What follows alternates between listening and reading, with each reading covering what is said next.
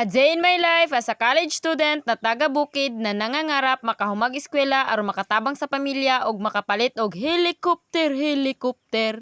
Sa araw nga na ito ay maaga akong gumising dahil may araw na. Ang una nga nating gawin ay birabirahin natin ang ating buhok para makamata ang ating diwa. Pagkatapos ay ating hikapikapin ang ating mga mata at kukunin ang mga kabuti na tumubo sa ating mata para mas malinaw nating makita na hindi nga pala ikaw ang mahal niya. Joke lang! Ang una ko ang ginawa ay inayos ko ang mga plato sa kanilang lagayan dahil parang nagkarambulan na sila sa sulod sa planggana. Pagkatapos ay nagtakos na nga ako ng bigas at ginamit ko ang pangmalakasang helmet ni Batman na pinamana niya sa akin noong nakaraang siglo. Binilisan ko na nga dyan nang makakain na ang aking mga nasasakupan sa mansyon na ito. Habang naglibot-libot nga ako sa aming mansyon ay nakita ko ang batang ito na nasa aming bubong. Hindi ko nga nakita ang kanyang mukha pero sa hula ko ay ang aking kapatid yan na si Insi. Matapos nga ako maglibot-libot ay sinampay ko na agad itong mga costume ni na Superman, Captain Barbell, Avenger, Logan, Wonder Woman at Batman. Dahil baka wala na silang susuotin kapag sila ay magliligtas ng mga tao sa mundo. At nakita ko nga rito ang isa sa mga anak kong dinosaur na pinaglihi kay Batman. Nagrelax-relax nga siya dyan na para bang walang problema na para bang siya ang anak ng CEO. Hahaha. Pagkain lang naman ang problema ng dinosaur na ito. At hindi rin palulupig ang alaga ni Insi na giraffe na kung hindi siya makita sa kamera na dapat ay makita siya na para bang wala siyang ginawang masama. Na kapag nakatalikod ka, yang sudan mo ang target niya. Dahil ayaw nga niyang palupig ay mas nauna pa siyang kumain kaysa kanyang tag-iya. Dahil nga nag-ingay na ang mga anak kong dinosaur ay pinakain ko na agad sila sa gintong pagkain nila na binili ko pa sa Japan. Mabuti nga yung aso ay nauna pang kumain pero yung nagpakain ay naglulurat na ang mata. Dahil naluto na ang sinaing ko kanina ay kumain agad kami dito ng tanghalian. Iba kasi kami dito kapag kumakain ng agahan ay padulong na talaga sa tanghalian. Pagkatapos nga namin kumain ay dumiretso na dito sila mama, ang papa at ang mga kapatid ko dito sa aming hasyenda. Binungkal-bungkal nga nila ang lupa dito sa aming hasyenda nang maging malambot na ito at matamnan na agad ng kamote. Dito sa bukid ay kailangan mo lang talagang magsikap na hawanan ang iyong mga hasyenda at magbungkal-bungkal ang lupa at magtanim ng mga gulay, prutas at marami pang iba. Nang pagdating ng panahon ay may ma-harvest ka at may makain ka nang hindi na kumukulo ang iyong tiyan dahil nagugutom ka at mangangawat ka na lang sa iyong silingan. Kaya kung may malaki kang hasyenda, sikapin mong linisin at bungkalin ang mga yuta nang makapagtanim ka at hindi ka na manghihilabot sa